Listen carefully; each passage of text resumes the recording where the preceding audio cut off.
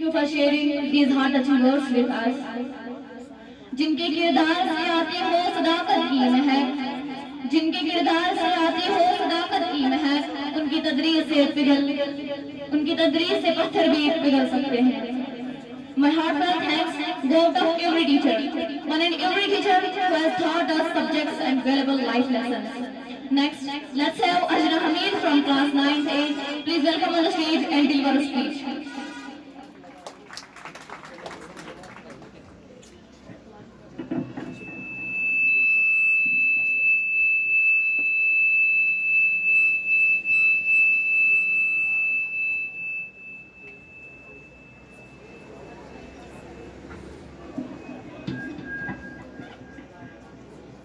Allah, the greatest one, the big patient and the creator of everything in the universe.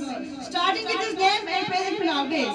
After Allah, peace and salvation about Prophet Muhammad sallallahu alaihi wasallam. Honorable Principal Sir, respected teachers, dear fellow students and dear support fellows, Assalamu alaikum wa rahmatullahi wa barakatuh. Welcome to all of you in this special program that is Teachers Day. अंदाज़े बयां अगर क्यों मेरा शौक नहीं है, अंदाज़े बयां अगर क्यों मेरा शौक नहीं है, शायद कि तेरे दिल में उतर जाए मेरी बात. आज के इस मखसूस प्रोग्राम में मैं कोई तकरीर बयान नहीं करने जा रही हूँ, बल्कि अपने टूटे फूटे अल्फाजों से असातिज़ा की इज्जत के बारे में कुछ बताना चाहती हूँ. ये वो अल्फाज हैं जो हर किसी स्टूडेंट की दिली पुकार है, हर किसी शागिर्द की फीलिंग्स और इमोशंस इन अल्फाज से जुड़ी हुई है. प्लीज मेरे अंदाज़े बयां बना जाए, मेरे लफ्जों पर गौर कीजिए.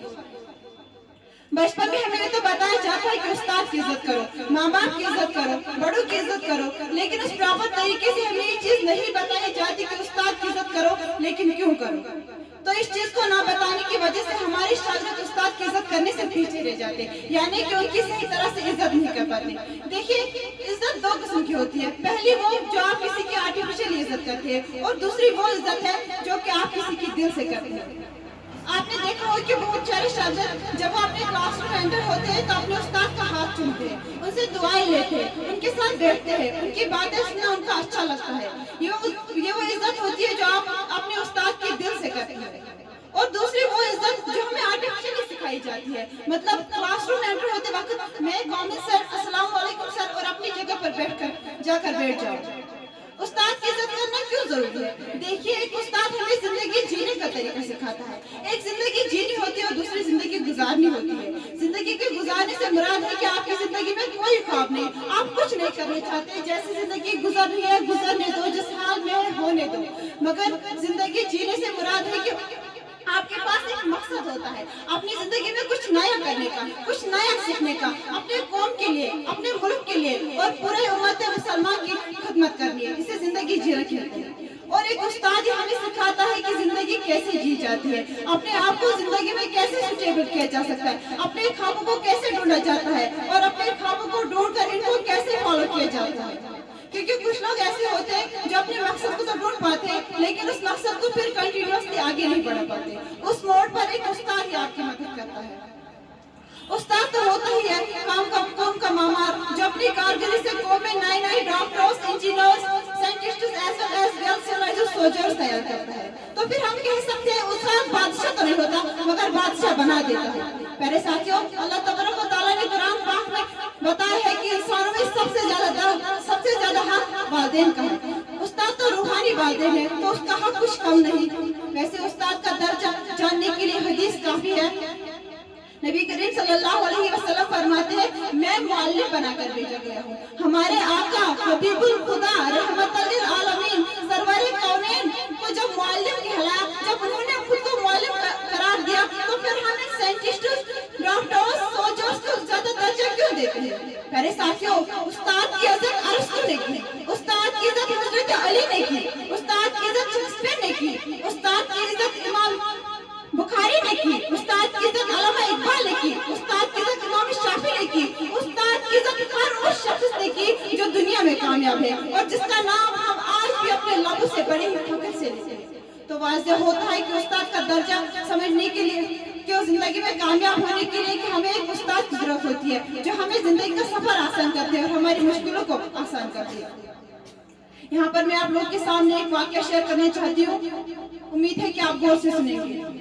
एक दिन अलेक्जेंडर और उनके उस्ताद कहीं जा रहे थे तो रास्ते में एक दरिया आया।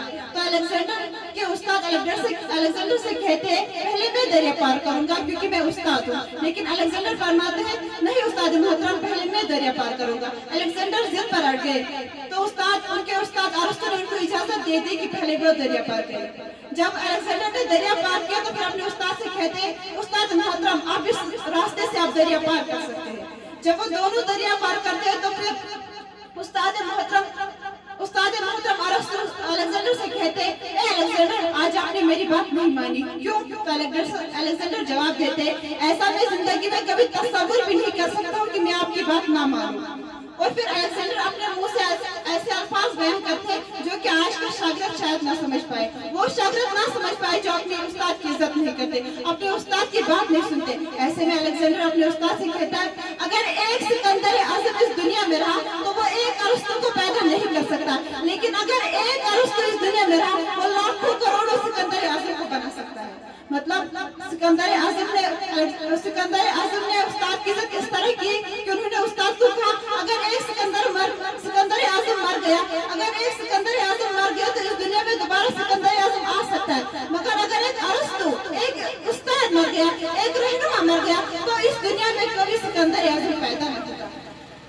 प्यारे साथियों, उस्ताद तो वो हस्ती है जो हाथों में जुब्बू लेकर शम्सो कमर की आंखों में आंखें डाल कर कहता है ये मेहरे ताबा से जाकर कोई कह दे, ये मेहरे ताबा से जाकर कोई कह दे कि अपनी किरणों को गिन के रखे, मैं अपने सहरा के जर्रे जर्रे को खुद चमकना सिखा रहा हूँ। शुक्रिया।